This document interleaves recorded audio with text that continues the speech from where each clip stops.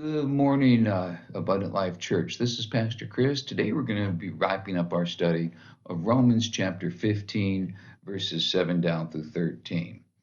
Paul had been talking about meat that was sacrificed to idols, but all of a sudden he seems to shift gears and talk about Jesus being the fulfillment of promises. And what we've seen is actually he didn't shift gears. What he's saying there is, you Jewish Christians who don't eat that meat, you're looking at the Gentile Christians who do, and you're saying, no, no, no, no, no, we don't accept you. And that's somebody that Jesus accepted, that Jesus gave his life for. And the same is true for the Gentiles. You're looking at the Jewish Christians and saying, no, you're not doing it right. That's somebody that Jesus came, gave his life for, fulfilled promises for. The story of Jesus is far too important because the story of Jesus is what brings us together. God did a remarkable thing when he sent his son. Always remember that when we're dealing with each other.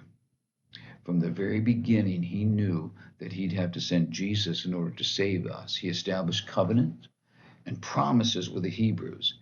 He gave glimpses of that same hope to the Gentiles.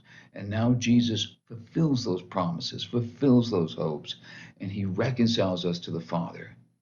So is this really the best place to have any squabbles over? You want to fight about meat? Really? I think you're in the wrong place. You want to fight about politics? Really? I think the church is a little more important than politics. Once more, realize what this means. God brought his people back together when sin had separated us from each other. That's the greatest thing ever done, hands down. And if that's not the case, or I'm sorry, if that is the case, we have to be careful about what we allow to divide us.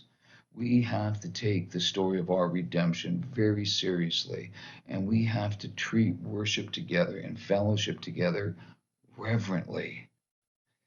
Petty divisions fly in the face of all that. This is not the place for that.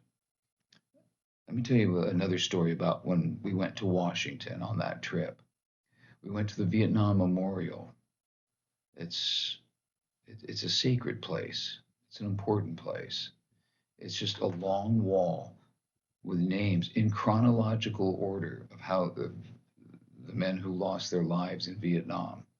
It starts with the very first U.S.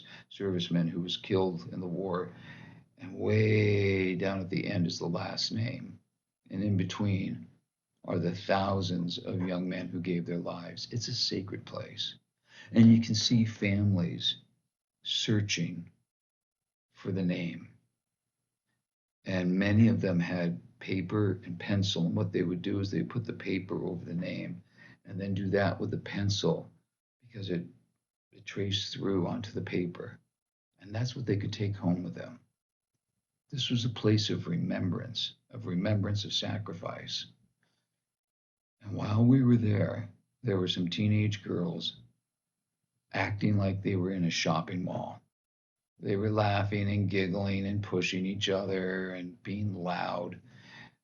And I remember one girl just running her hand across the wall, and she came to me and said, "Well, that's a stupid looking name. Look at this." And they all laughed.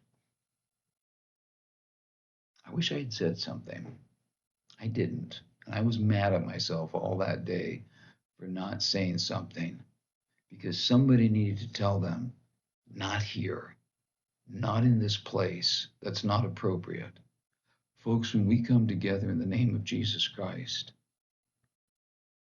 we're in a sacred place. I don't mean the church building. I mean, we are in the church of God. We are the church of God. We are in his fellowship. We are surrounded by people that Jesus also gave his life for. There's something holy about that. We cannot allow division to ever take precedence over that. The Roman church had forgotten just how important their story was. God had redeemed them. God gave his son so we could all have life, so we could all be brought back to him. Because of what he had done, unity should be seen as precious, as it should be seen as something that we guard, that we fight for. Churches should never be concerned about getting our own way. We should be concerned about the fact that we are in a sacred place. Disunity in a church is far more serious than just some silly fight. We've got to see our unity as sacred and precious and holy. If Jesus died for all of us, who are we to stand in the way of that? I want to close by telling you one more story. I remember visiting a pastor years ago, and he had left his church. And when I say left, I mean he was forced out. He was a good man. But the reason that he was forced out was his worship leader started insisting that he clear all of his sermons through her. What? She wanted to okay his sermons and what he was going to preach on before he preached on them. And he said, "You mean you just want to know what I'm preaching on so you can pick appropriate songs?" She says, "No, I need to know if your sermons are appropriate." And when he informed her that she worked for him, not vice versa, this was not how things worked, she got mad.